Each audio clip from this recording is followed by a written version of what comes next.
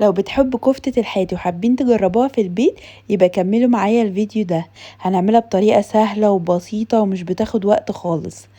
هحتاج كيلو من اللحمة المفرومة، بضيف عليها بصلة كبيرة مبشورة، يا تبشريها في الكبة او تبشريها بالمبشرة عادي.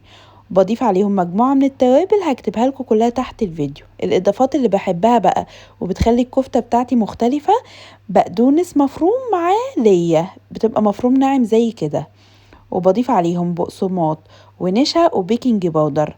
اهم حاجة ان احنا نعجنها كويس ونسيبها تتشمع نص ساعة.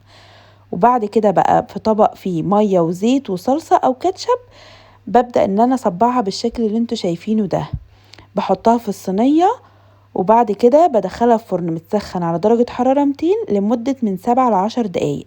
اخر دقيقة بس بشغل الشواية لو احتجت لده. وبكده عملنا ألذ وأطرى كفتة ممكن تاكلوها. لو عجبكم الفيديو ما تنسوش تعملوا له لايك، وكمان اعملوا له شير عندكم عشان ناس كتير تشوفوه.